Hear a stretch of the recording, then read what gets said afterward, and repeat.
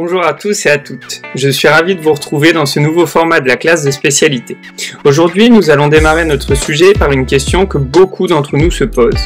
Une guerre entre les États-Unis et la Chine est-elle possible? C'est ce que nous raconte le roman intitulé 2034 de James Stavridis, amiral américain en retraite, et d'Elliot Ackerman, ancien officier des marines et du renseignement. Il explique comment la Chine et l'Amérique entrent en guerre en 2034. Le conflit commençant par une bataille navale au large de Taïwan, et Pékin bénéficiant du soutien de ses alliés tacites, l'Iran et la Russie. La Chine et les États-Unis finissent par s'affronter dans un conflit nucléaire qui détruit quelques-unes de leurs villes, et c'est l'Inde, qui est neutre, qui devient la puissance mondiale dominante. Évidemment, ce livre est un roman d'anticipation. Cependant, il se pourrait bien que la fiction rattrape un jour la réalité. Alors, quels sont les éléments qui montrent qu'un conflit entre les deux superpuissances est possible?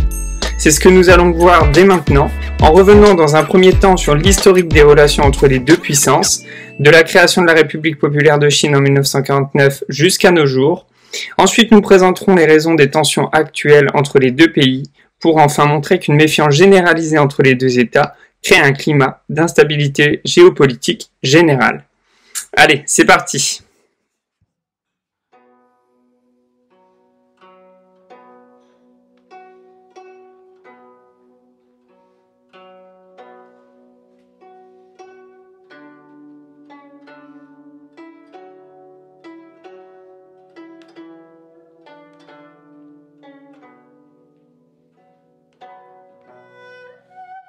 Depuis 1927, la Chine fait l'objet d'une longue guerre civile opposant le parti nationaliste mené par Chiang Kai-shek et le parti communiste mené par Mao Zedong. Les communistes vont remporter la victoire sur les nationalistes en 1949, année où Mao va proclamer la création de la République populaire de Chine. Les nationalistes vont alors fuir sur l'île voisine de la Chine, Taïwan, alors soutenue par les Américains.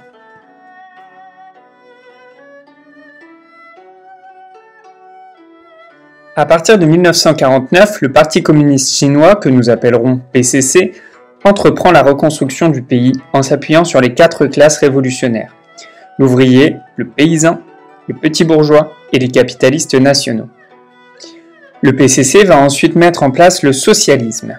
C'est une doctrine d'organisation sociale qui entend faire dominer l'intérêt général sur les intérêts particuliers. Cette voie politique va rapprocher la Chine de l'URSS dès les années 1950. Ainsi, la Chine va de facto devenir un allié de l'URSS dans un contexte généralisé de guerre froide. Le modèle économique va donc être copié-collé sur le modèle stalinien. Autrement dit, l'accent est mis sur l'industrie lourde, métallurgie et sidérurgie, mais aussi l'agriculture. Des objectifs sont planifiés sur 5 ans. La Chine peut alors s'appuyer sur l'aide de l'URSS. En effet, en 1950, les deux nations signent un traité d'amitié, d'alliance et d'assistance mutuelle qui permet à la Chine de recevoir un soutien financier, environ 300 millions de dollars, et technique, avec des milliers de techniciens qui sont envoyés de la part de Moscou. Dès lors, la Chine sert de relais à l'URSS dans le cadre de la guerre froide. Soutien au Viet Minh pendant la guerre d'Indochine, entre 1946 et 1954, contre la France, envoi de 1,7 million de volontaires chinois aux côtés de la Corée du Nord dans le cadre de la guerre de Corée entre 1950 et 1953. En raison de ce positionnement de la Chine, les États-Unis mettent en place en 1954 l'OTAS, l'Organisation du Traité de l'Asie du Sud-Est, qui est une alliance stratégique entre les États-Unis, la France, le Royaume-Uni, l'Australie, la Nouvelle-Zélande, le Pakistan, les Philippines et la Thaïlande.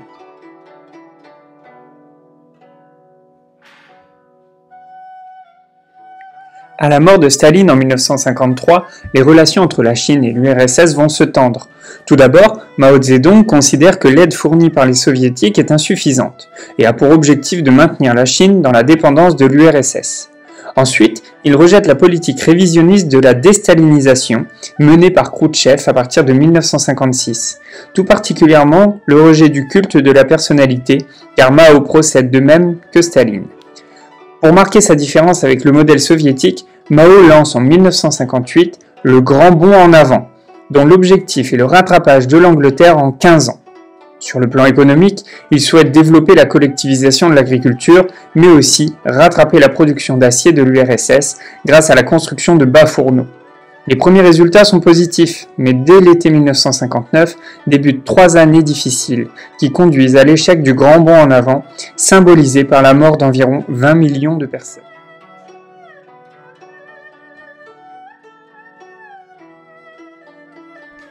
À partir de 1955 va débuter la guerre du Vietnam. En pleine guerre froide, les Américains ne peuvent se permettre de voir un nouveau pays tomber entre les mains des communistes. Les Américains vont alors envoyer du matériel et des conseillers techniques au gouvernement pro-occidental de Ngo Dinh Diem. Le pays est scindé en deux entre le Vietnam du Nord, communiste, dirigé par Ho Chi Minh, et le Vietnam du Sud, pro-occidental. Ho Chi Minh va se rapprocher de Mao qui va lui fournir son assistance technique et militaire. Mais la guerre est difficile pour l'armée américaine peu habituée à la forêt tropicale. C'est un véritable bourbier où la puissance de feu américaine ne permet pas de venir à bout des rebelles Viet Cong.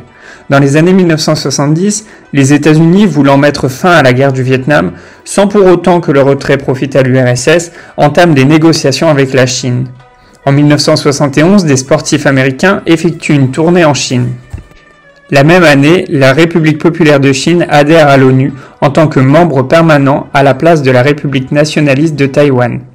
En 1972, le président américain Nixon se rend en visite en Chine et en 1978, les États-Unis reconnaissent officiellement l'existence de la Chine communiste. Cette évolution de la politique étrangère de la Chine apparaît comme une entorse à l'anti-impérialisme prôné par la Chine, mais montre que sa politique est pragmatique. En 1976, Mao Zedong meurt et avec l'arrivée au pouvoir de Deng Xiaoping, l'économie chinoise va s'ouvrir au monde, lui permettant de devenir une grande puissance économique et de renforcer son rôle sur le plan international.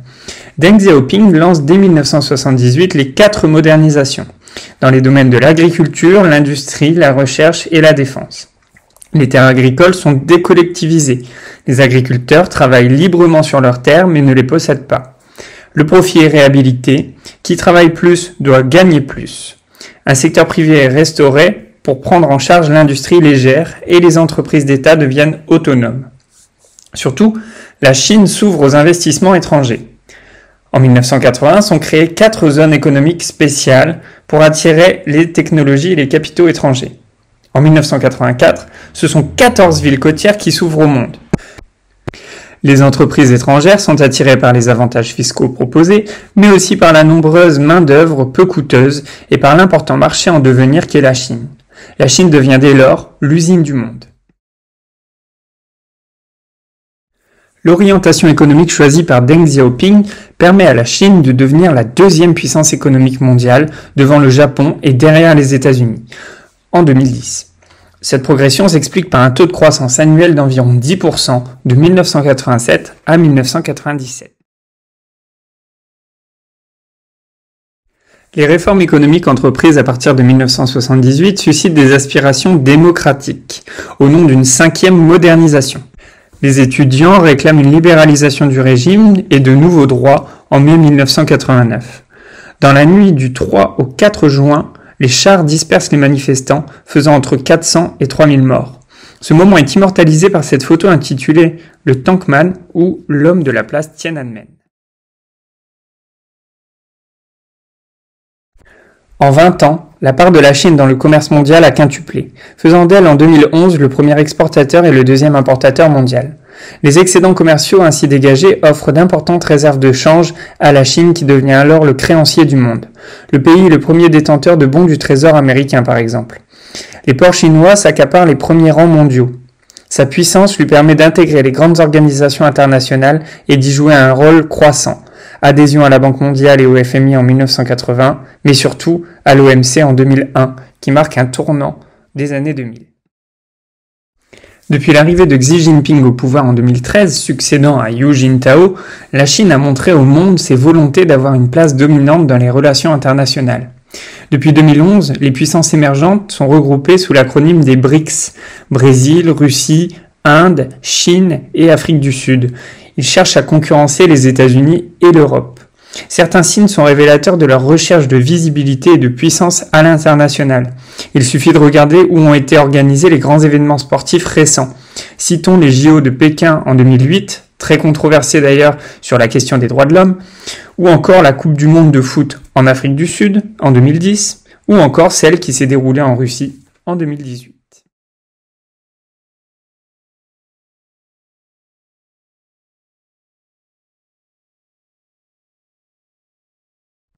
Comme nous venons de le voir, l'ascension de la Chine a été fulgurante. Depuis les années 2000, elle a réussi à s'imposer comme un acteur incontournable des relations internationales, ne serait-ce que par sa position centrale dans la mondialisation. C'est notamment pour cela que les États-Unis ont décidé sous les mandats du président Barack Obama de 2008 à 2016 de faire de l'Asie-Pacifique une priorité dans leur politique sécuritaire au détriment du Moyen-Orient. Ainsi, le centre de gravité de la puissance s'est déplacé vers l'Extrême-Orient. Certains géopolitologues, comme Pascal Boniface, usent de l'expression du piège de Thucydide pour illustrer la situation. Au 5e siècle avant Jésus-Christ, l'homme politique athénien et historien Thucydide rédige un ouvrage majeur intitulé La guerre du Péloponnèse, événement contemporain de l'auteur. Il y explique que les origines de cette guerre sont dues à la crainte des Spartiates de voir le développement hégémonique de la cité d'Athènes, qui contrôlait alors l'ensemble de la Méditerranée depuis que l'empire perse avait été repoussé. De plus, Athènes imposait le modèle démocratique aux cités qu'elle dominait, alors que Sparte, qui était une cité monarchique, n'aurait jamais accepté cette domination d'un régime politique bien trop éloigné du sien. Si l'on transpose cette situation aux États-Unis et à la Chine, les premiers craignent d'être dépassés, voire défaits, par les seconds. En réaction, les États-Unis ont constitué un réseau d'alliances pour contenir l'expansionnisme chinois. Ce réseau d'alliances, fondé en 2007, appelé l'initiative quadripartite, se fonde sur le Japon, les États-Unis, l'Australie ou encore l'Inde. Mais la Chine développe sa propre stratégie. Celle-ci est fondée sur un double réseau routier et maritime. Les routes de la soie.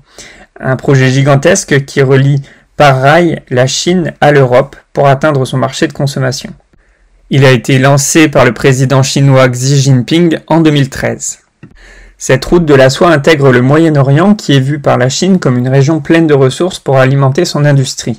Ce projet est doublé par celui du collier de perles, c'est-à-dire la mise en place de bases navales militaires dans l'océan Indien pour sécuriser les axes maritimes indispensables au commerce chinois.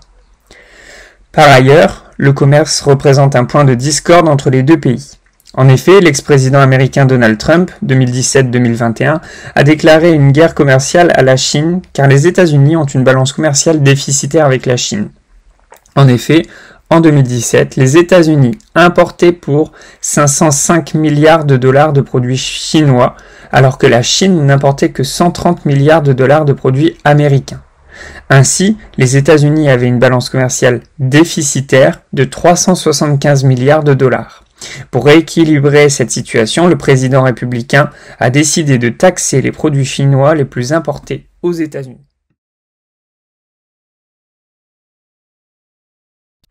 Les États-Unis se veulent depuis 1776 et la déclaration d'indépendance être le modèle de démocratie libérale à suivre. Le peuple américain s'est donné depuis la fondation du pays comme une sorte de mission. Cette dernière est de répandre ce modèle politique à travers le monde. La Constitution américaine est fondée sur une séparation stricte des trois pouvoirs, législatif, conféré au Parlement, constitué du Sénat et de la Chambre des représentants, le pouvoir exécutif conféré au président et le pouvoir judiciaire conféré à la Cour suprême. Cette Constitution impose la tenue d'élections tous les 4 ans et le président américain ne peut se présenter que pour 2 mandats. Le bipartisme est la norme et républicains et démocrates s'opposent lors de nombreux débats et campagnes politiques. Les représentants sont élus par le peuple, à l'exception du président élu par de grands électeurs, ce qui en fait une démocratie représentative et non une démocratie directe. Une des valeurs fondamentales de la démocratie américaine est la liberté, mais aussi le respect des droits de l'homme.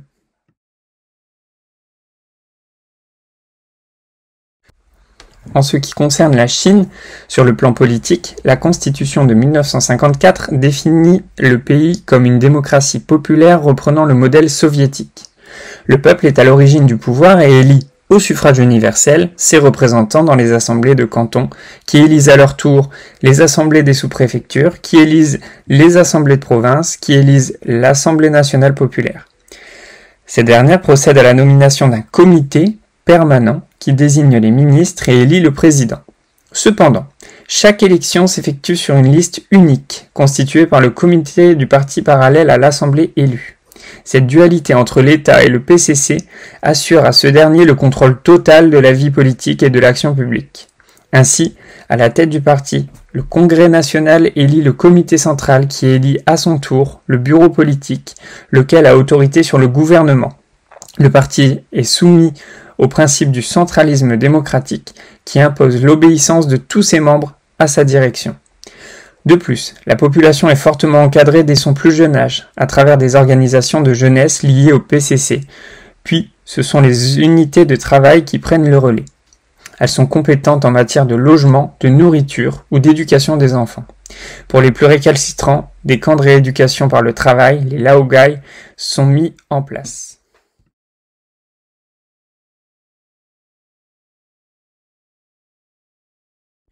Au-delà des régimes politiques différents, les deux pays s'opposent sur la question de la mer de Chine méridionale et orientale. Historiquement, la Chine revendique cet espace maritime comme étant le sien. Mais depuis 1982, la Convention de Montego Bay sur le droit de la mer a tenté de réguler les prétentions maritimes des États par la création d'un droit de la mer. Celui-ci implique un zonage de 200 milles nautiques, la ZEE, zone économique exclusive, où l'État est souverain sur les fonds marins. Cependant, la Chine ne reconnaît pas cette convention et ne s'impose donc pas de la respecter. Ainsi, elle revendique et colonise des îles comme les Spratleys ou encore le récif de Scarborough, qui ne devraient pas lui appartenir. Elle les militarise pour en faire de véritables porte-avions insubmersibles en cas d'attaque américaine.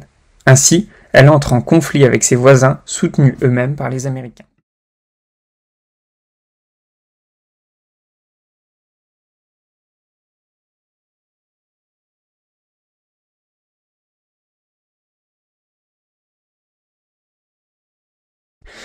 La méfiance généralisée qui s'est installée entre les deux puissances a pour première conséquence un accroissement des budgets militaires des deux États. En effet, la Chine voit passer son budget militaire de 19 milliards de dollars en 1989 à 239 milliards en 2018. Cette même année, les États-Unis disposaient d'un budget de 638 milliards de dollars.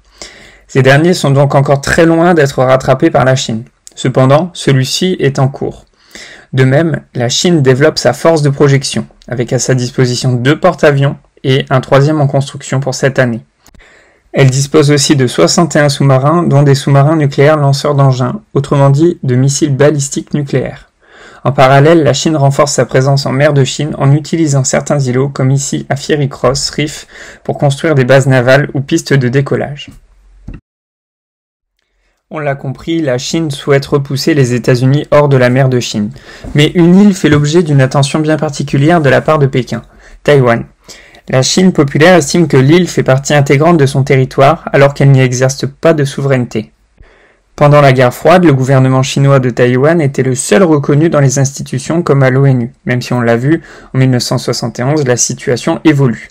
Les Américains soutiennent donc pendant la guerre froide le gouvernement taïwanais. Le développement économique de l'île va pousser Taïwan vers la démocratie libérale. Ainsi, cette île qui se situe à 180 km de la Chine continentale représente un enjeu géopolitique majeur pour les États-Unis et pour la Chine. Les premiers y voient un moyen d'avoir une base militaire pour y contenir la puissance chinoise, et le second voit dans la conquête de Taïwan la grandeur et l'unité retrouvées.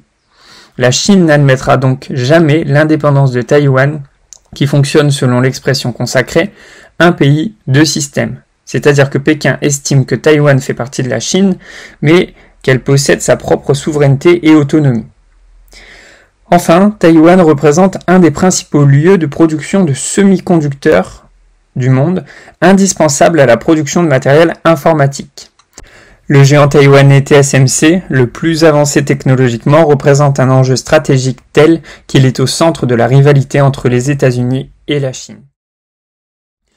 Enfin, la Chine et les États-Unis ont constitué des blocs d'alliances militaires.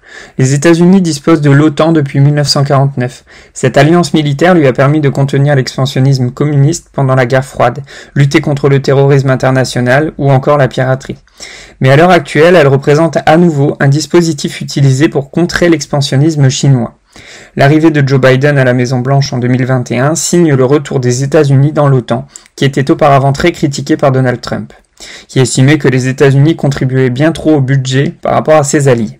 Cependant, Joe Biden a bien compris l'intérêt de renouer avec une politique multilatérale s'il souhaite contenir la puissance chinoise. La Chine, quant à elle, a mis au point une alliance militaire en 2001, l'OCS, l'Organisation de coopération de Shanghai. L'OCS est à l'origine créée pour des raisons sécuritaires et économiques strictement régionales, et non comme un outil d'opposition à la présence des États-Unis en Asie. Cependant, l'OCS est progressivement devenue l'une des tribunes privilégiées de la Russie et de la Chine pour manifester leur solidarité politique face à l'hégémonie des États-Unis. Finalement, un conflit direct entre les États-Unis et la Chine reste encore de l'ordre de l'imagination. Car en effet, si celui-ci devait advenir, les pertes humaines et économiques seraient incalculable pour les deux puissances. Cependant, le monde n'est pas à l'abri d'un accident entre les deux États, en mer de Chine notamment, ou encore au sujet de Taïwan qui représente une véritable ligne rouge pour les États-Unis. Nous l'avons bien compris, les deux pays veulent jouer un rôle central, voire hégémonique sur le monde au XXIe siècle, et cela les conduit à s'opposer, voire à s'affronter dans de divers domaines, militaires, économiques, politiques ou encore technologiques. Il en va donc de la sécurité globale, que ces deux superpuissances ne tombent pas dans le piège de Thucydide que ce dernier avait observé lors de la guerre du Péloponnèse au 5e siècle avant Jésus-Christ, où la démocratie athénienne s'opposa à la monarchie spartiate. Chacune des deux cités souhaitait obtenir l'hégémonie en Méditerranée. Voilà, ainsi se termine cet épisode, j'espère qu'il vous aura plu. Je vous dis à bientôt pour une nouvelle vidéo.